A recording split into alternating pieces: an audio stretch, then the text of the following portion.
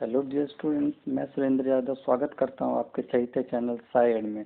और आज हम पढ़ने जा रहे हैं ट्रांजिस्टर। ट्रांजिस्टर क्लास 12 का एक बहुत ही इंपॉर्टेंट टॉपिक है और एग्जामिनेशंस में ये मैक्सिमम मार्क्स से पूछे जाते हैं। तो इस वीडियो को अंत तक ज़रूर देखें ताकि आपको ये टॉपिक समझ में आए।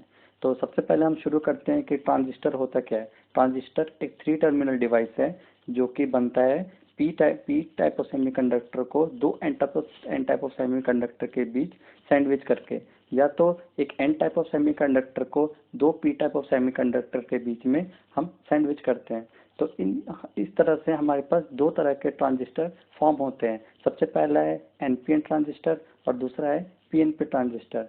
एनपीएन ट्रांजिस्टर जैसे इसके नाम से पता चलता है कि जो पी है, पी टाइप ऑफ सेमीकंडक्टर है, वो सैंडविच हो रखा है किसके किसके बीच में, एन टाइप और दो एन टाइप के बीच में। यहाँ पे जो एन टाइप ऑफ सेमीकंडक्टर है वो सैंडविच हो रखा है दो पी टाइप ऑफ सेमीकंडक्टर के बीच में। यहाँ पे जो नंबर ऑफ टर्मिनल्स होते हैं इस डिवाइस में वो होता है 3। जैसे कि आप यहाँ पे देख सकते हैं, जो प्रैक्टिकल लाइफ में, रियल लाइफ में ट्रांजिस्टर कुछ ऐसा होता है।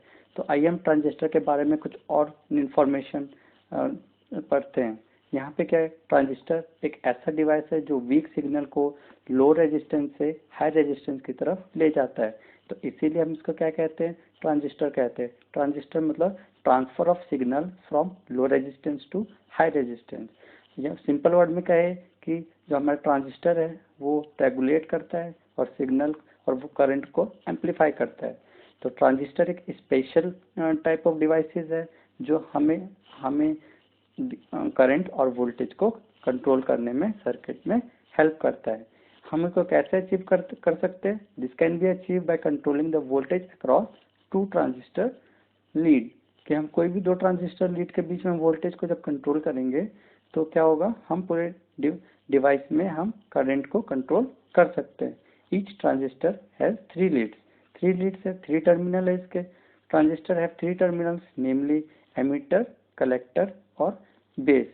So we will discuss in detail about these 3 region or these 3 part or terminal of the transistor. So talking about the terminals of this transistor, first is emitter, collector and base.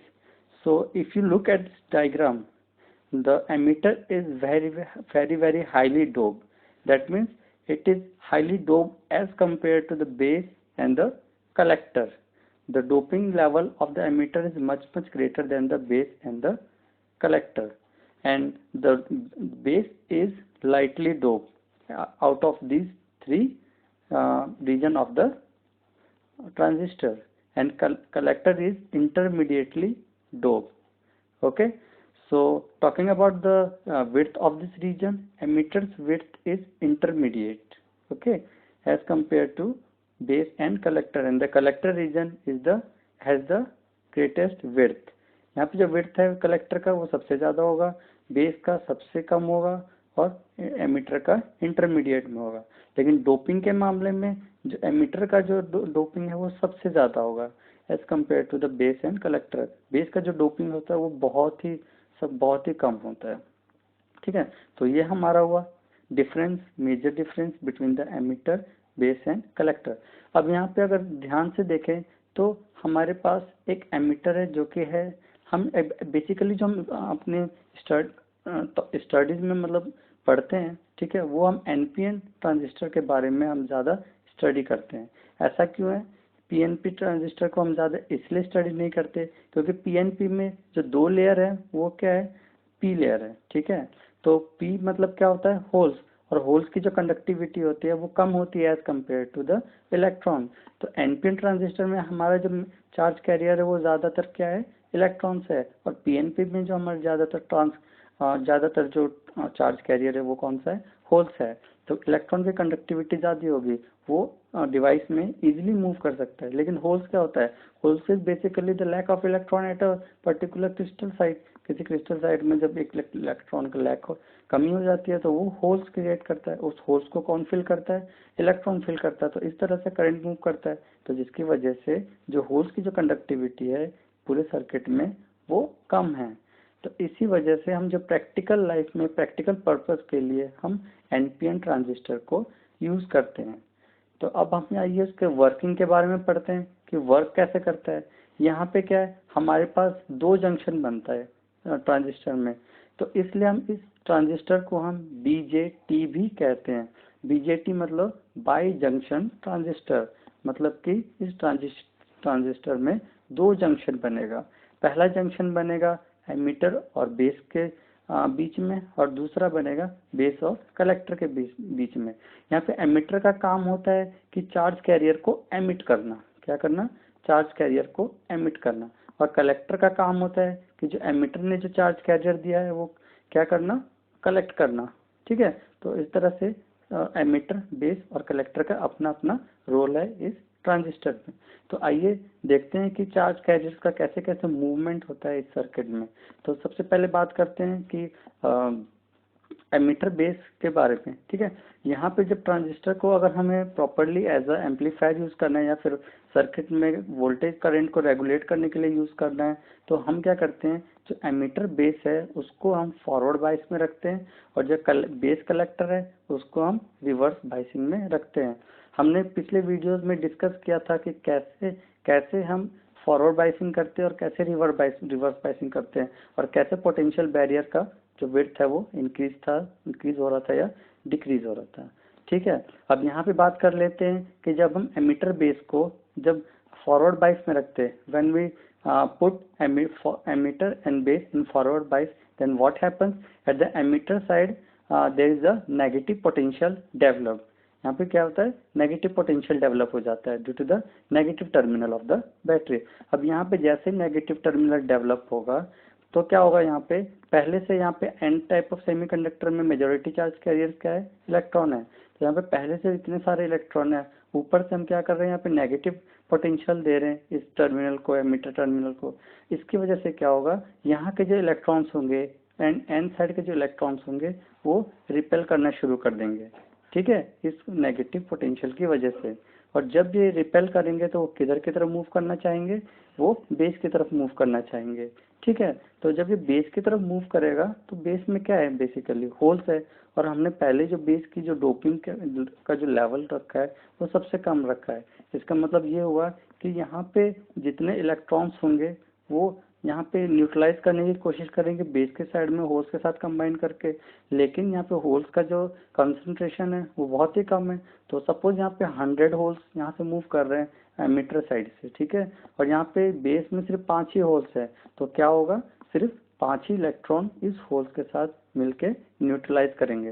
लेकिन जो बाकी का जो 95 electrons है वो क्या होगा, वो ये होगा कि वो इलेक्ट्रॉन्स यहाँ पे कलेक्टर की तरफ मूव करने की कोशिश करेंगे।